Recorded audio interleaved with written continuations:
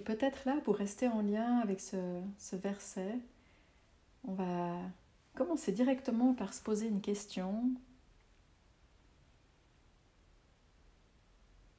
de ce à quoi nous tendons à dévouer notre vie. Posez-vous la question, peut-être même en ce terme-là, ce n'est pas un terme habituel. À quoi est-ce que je dévoue mon existence? À quelle valeur? À quel espoir? Ou à quel type d'objet ou d'action ou de personne je dévoue mon existence?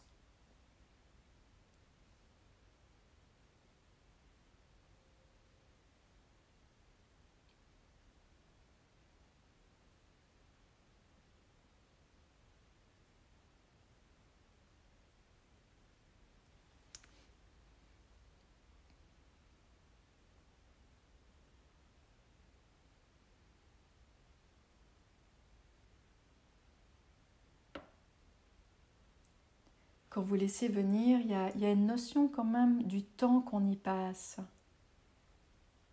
Il faut que ce soit congruent. On ne peut pas dire qu'on dévoue notre existence à quelque chose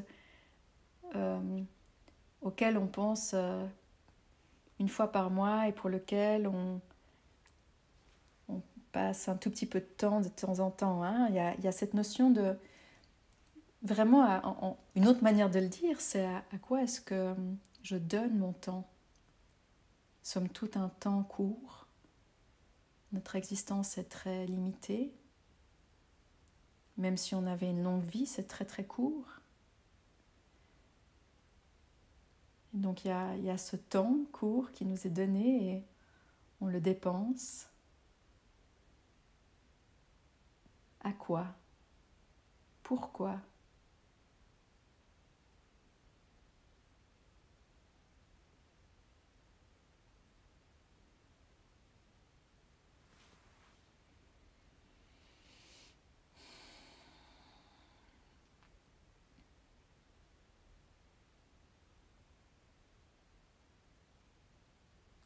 Et dans cette méditation-là, on ne va pas du tout prendre la direction de réévaluer la validité de ce à quoi nous passons notre temps. Peut-être que c'est ce qui va en émerger par la suite, de se dire mais je passe beaucoup de temps à quelque chose qui somme toute n'est pas essentiel. Mais ce n'est pas le thème de ce soir. Là, c'est plutôt d'aller à la rencontre de ce qui anime ce feu d'inspiration.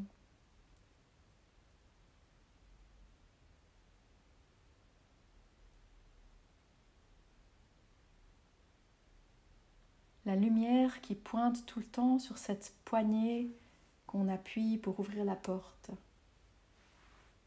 Cette énergie qui fait qu'on revient constamment et constamment à nous dévouer à quelque chose.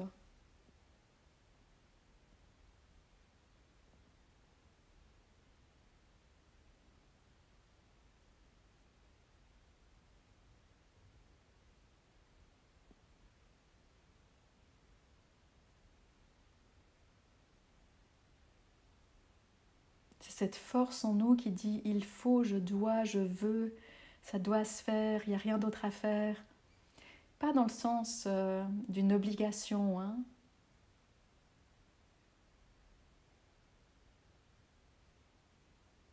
Mais dans le sens d'une impulsion. Comme lorsqu'on appuie sur un ressort et qu'on relâche, ça repart. Cette force-là.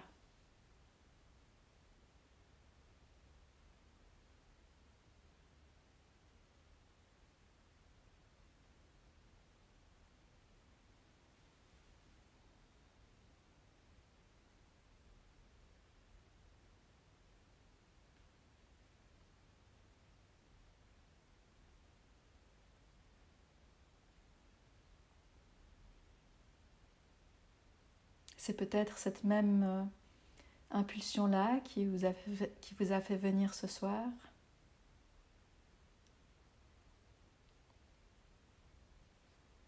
qui fait que peut-être vous prenez du temps régulièrement, tous les jours, pour lire quelque chose qui vous inspire, pour méditer, pour prendre un temps pour observer la vie ou quelle que soit la forme de votre pratique, quel que soit le décor de votre chemin.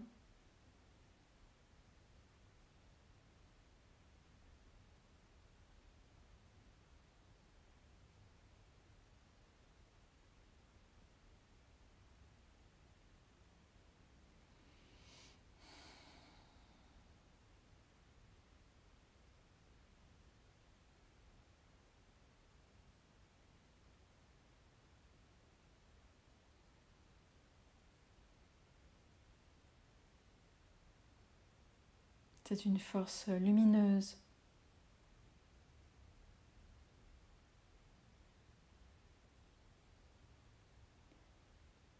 Faite d'envie. D'ailleurs, le mot envie, envie.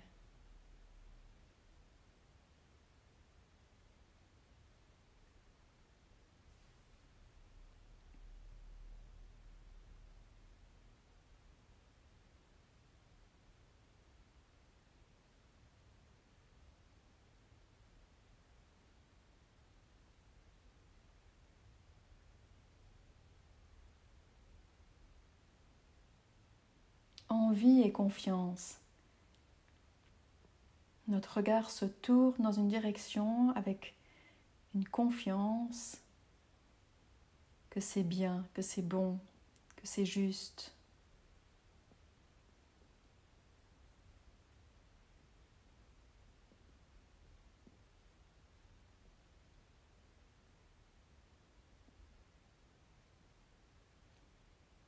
On n'est pas dans le désir addictif, hein. On n'est pas dans le désir de, je sais pas moi, de manger une glace au chocolat ou d'aller faire du shopping ou de se regarder une série sur Netflix ou de se boire un petit verre. On n'est pas là dans l'agitation ou la fuite. On est vraiment dans une envie qui nous ramène plus proche de la vie.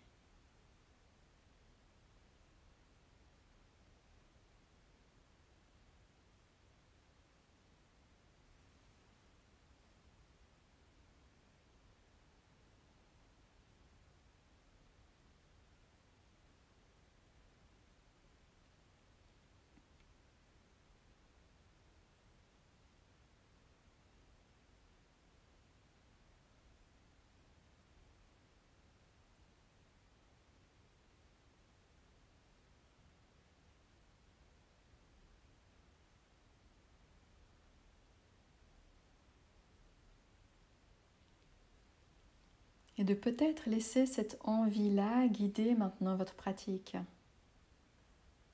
Juste là, dans ce temps de méditation.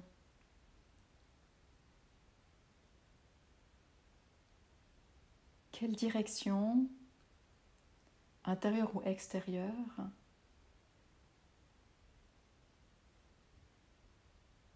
vous appelle, est faite de lumière, crée de la légèreté en vous, là maintenant.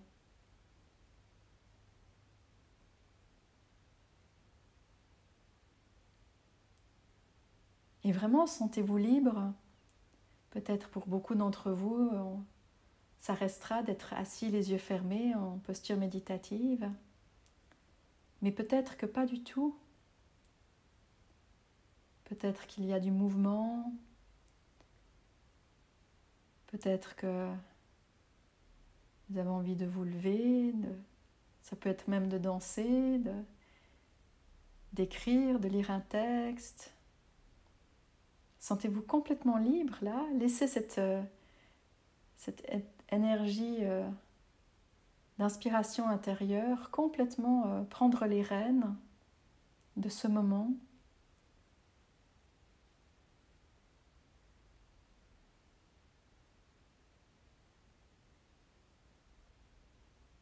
Qu'est-ce qui, là maintenant, vous ramène encore plus proche de vous-même.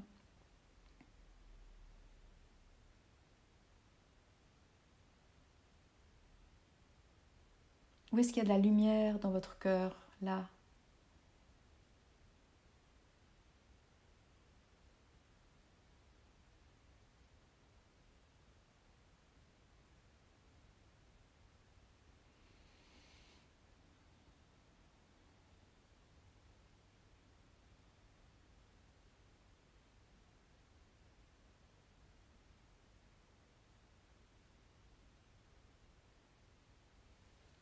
Et on peut soit laisser ce mouvement s'exprimer, soit uniquement s'y reposer,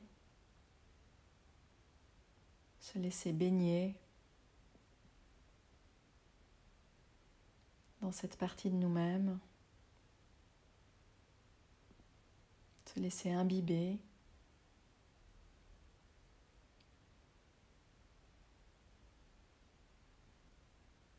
par cette lumière de vie.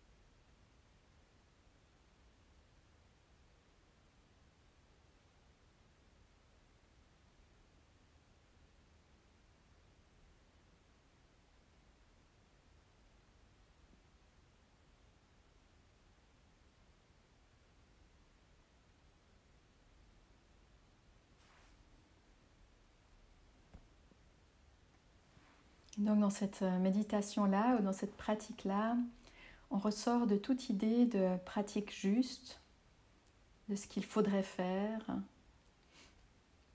pour être dans une écoute plus profonde, de là où se trouve en vous ce mouvement de dévouement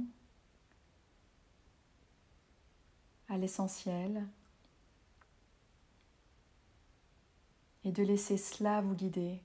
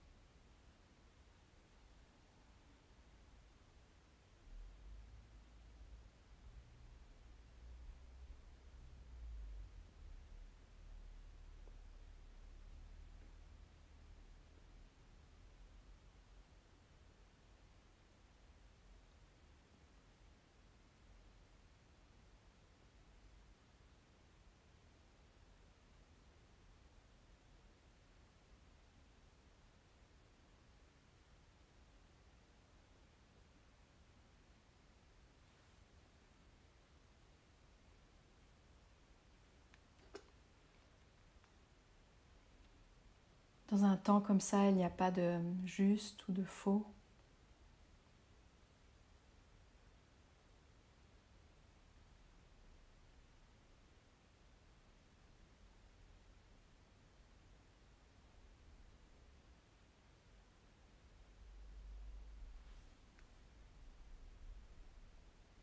Peut-être que cet appel intérieur est très vibrant et qu'il est facile de se laisser prendre ou diriger.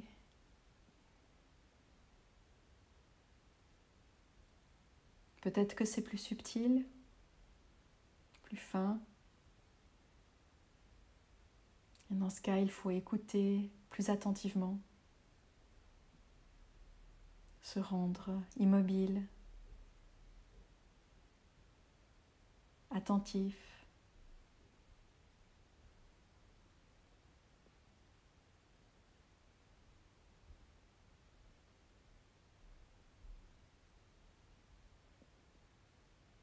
Je ne sais plus dans quel texte spirituel il était dit qu'il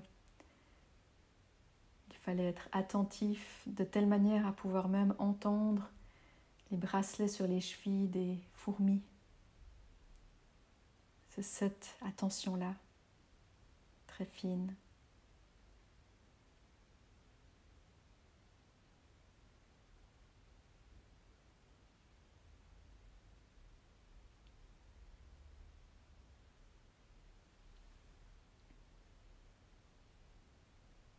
En vous,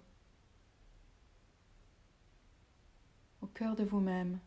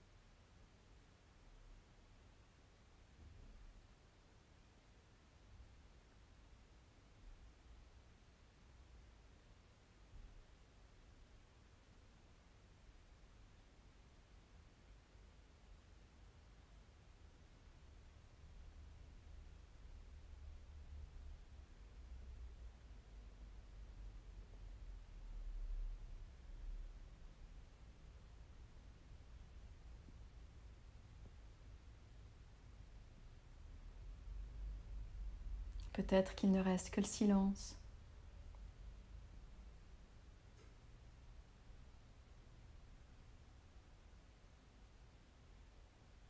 On écoute cela.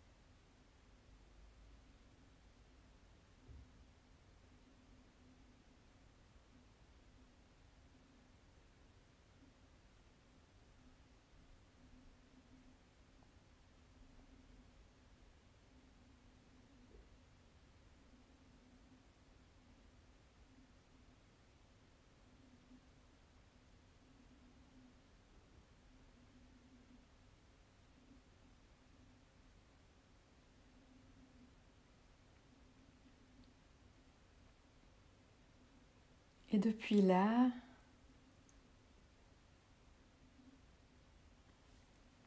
le langage fait sembler que c'est un lieu.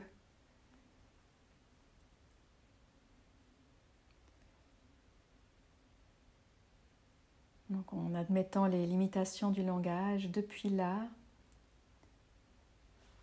si vous réouvrez votre attention à chacun d'entre nous là, qui pratiquons ensemble, mais toutes les personnes qui se trouvent dans la ville ou le village où vous êtes, peut-être toutes les personnes que vous connaissez, ou si le cœur tend à s'ouvrir autant, tous les êtres vivants, les êtres humains.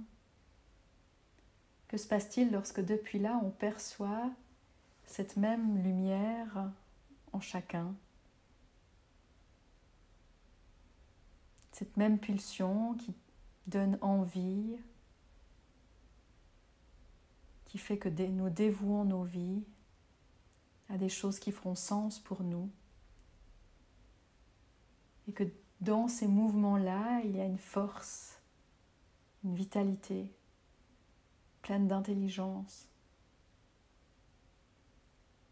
qui nous anime. Et que c'est la même lumière, que ce soit sur les bougies, sur les feux, dans les lampes,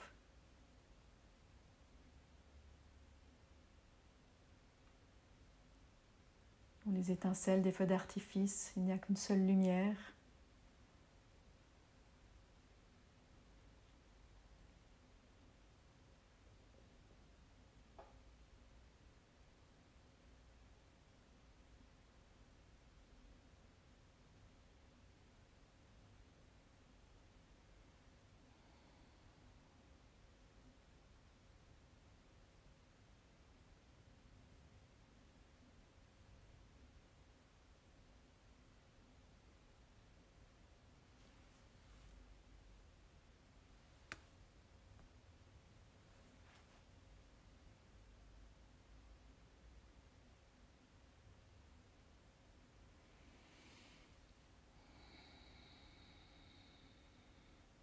Et là, si vous êtes resté tout ce temps immobile,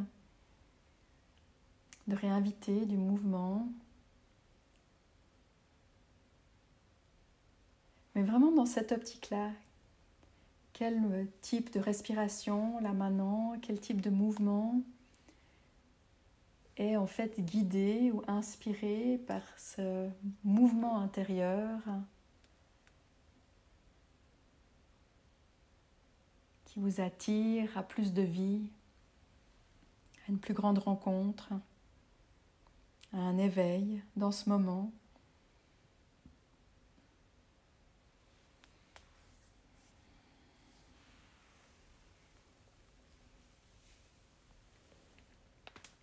Laissez-vous surprendre.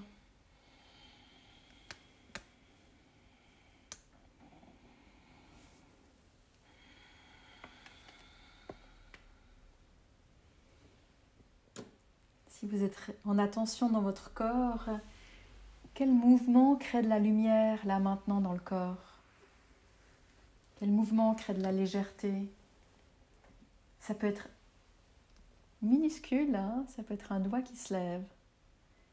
Ce n'est pas la forme qui compte, c'est l'expérience.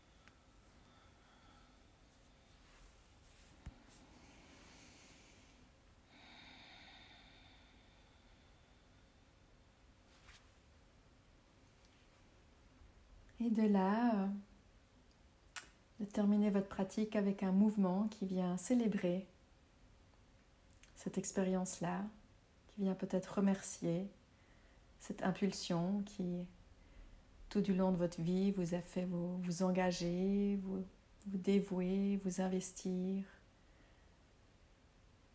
dans des choses qui sont belles.